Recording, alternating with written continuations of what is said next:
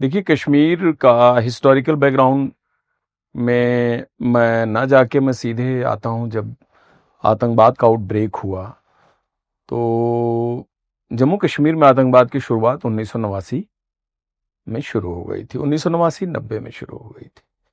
ये वो टाइम था जब पाकिस्तान ने अपने ट्रेंड मुजाहिदीन नियंत्रण रेखा के थ्रू भारत के अंदर भेजने शुरू किए। और ये वो टाइम था कि भारत के अंतर्राष्ट्रीय सीमा पे कोई फिजिकल बैरियर नहीं था, यानी फेंस्ड बॉर्डर नहीं था, ओपन बॉर्डर था। उन्होंने उस बॉर्डर पर पहले ऑलरेडी पंजाब आतंकवाद के समय वो परीक्षण कर रखा था। उस समय भी वो भेजते थे। तो उनके लिए यही टेक्निक उन्होंने फिर जम्मू कश्मीर बॉर्डर पे लागू की और वो भेजना शुरू किया। तो कश्मीर अवाम के अंदर जो सेपरेटिस्ट ग्रुप थे उनको ओवरनाइट लगा कि आज़ादी आ गई। वाओ, अब तो आज़ादी है, अब तो हम कश्मीर बनेगा पाकिस्तान। और यह आज़ादी का नारा पाकिस्तान से आए हुए आतंकवादी ही उनसे लगवाते थे। अब कश्मीर अवाम उसमें बड़ी कंफ्यूज्ड अवाम थी। सबसे बड़ा दुखदाई घटना हुई कि कंप्लीटली कश्मीरी पंडितों को मार के वहां से भगा दिया गया। उनके सामने सिर्फ 3 शर्त रखी गई कि या तो तुम कन्वर्ट करो या भाग जाओ। अगर दोनों मंजूर नहीं है तो तुम मारे जाओगे।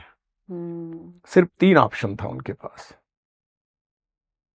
हजारों कश्मीरी पंडित मारे गए। उन्होंने वैल्यूएबल प्रॉपर्टी वहीं छोड़ी, मकान, आलीशान घर, बिल्डिंग, बंगले, सेब के बगान, ऑर्चर्ड, लैंड प्रॉपर्टी टोटली उन्होंने वहां पर छोड़ा और किसी तरह से बच बचा के भागते हुए वो गाड़ियों में जानवरों की तरह से भर के वो जम्मू पहुंचे। जब आपने एक जम्मू कश्मीर, एक मिक्स सोसाइटी को, टोटली एक वर्ग को निकाल दिया वहां से, तो आपके पास आंख कान कौन बचा? कोई नहीं बचा। अब मैं यहां वापस आपके उसी सवाल से कनेक्ट करता हूं। आतंकवादी तो मुट्ठी भर थे, कश्मीरी समाज निरक्षर था, पढ़ा लिखा नहीं था क्या? जाते हुए कश्मीरी ब्राह्मणों को उन्होंने नहीं रोका। रोकना चाहिए था ना। सही बात है। आपके घर के ठीक सामने दूसरा परिवार परसिक्यूट हो रहा है, पलायन कर रहा है, तो आपका फर्ज नहीं बनता रोकना?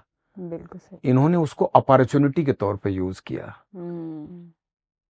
इन्होंने उसको थ्रो अवे प्राइज, अगर किसी को मिला तो, अदरवाइज इन्होंने उसको कब्जा किया, डॉक्यूमेंट्स मैनिपुलेट किए, जो जहां था बैठ गया।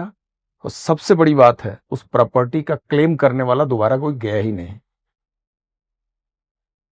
तो मेरा ही पॉइंट है, हमारा खुद का जहां हेडक्वार्टर था करण नगर, कश्मीरी पंडितों का पूरा मोहल्ला था। अबंडेंट हाउस के अंदर हमारा ऑफिस था और उसमें 2 बड़े बड़े बंगले थे जो वहां के लोकल कम्युनिटी ने खरीद रखे थे। उनकी नेम प्लेट हमने पढ़ी, पूछा, वो बोले साहब एक पंडित जी लोग छोड़ के चले गए थे, तो हम लोग इसी में रहते हैं। यानी रातों रात वाह वाह हो गया। जो पुश्तैनी ब्लड लाइन से सदियों से कम्युनिटी एक साथ रह रही थी, वो पाकिस्तान स्पॉन्सर्ड आतंकवाद और कश्मीर के अंदर सेपरेटिस्ट काल पे रात को मार काट के भगाई जा रही है और पूरा पढ़ा लिखा कश्मीरी समाज उसको देख रहा है। तो ये तो जाहिल नहीं था ना। सही बात है। ये तो पढ़े लिखे लोग थे, इन्हें रोकना चाहिए था ना कि भाई मत जाओ। किसी ने नहीं रोका और किसी ने नहीं कहा कि वापस आ जाओ। जो आज के सियासतदान हैं, पार्टी पॉलिटिक्स में है, पावर में है, कुर्सी और ओहदे पे बैठे हुए हैं, इनके पुरखे लोग जिंदा थे, वो रोक लेते? Nobody stopped it. इस कश्मीरी परसिक्यूशन, मर्डर को उन्होंने अपॉर्चुनिटी में कन्वर्ट किया और फिर खेल शुरू हुआ।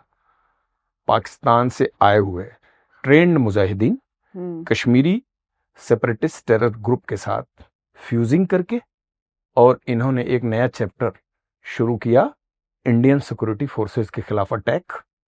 और कश्मीर को एक बार भारत की फौजों ने 1947 में बचाया और दूसरी चुनौती उसके ठीक 43 इयर्स बाद आई, जब 1990 में सीमा सुरक्षा बल, BSF जेके पुलिस, इंडियन आर्मी और बाकी फोर्सेज ने मिलके उस चुनौती को अपने हाथ में लिया।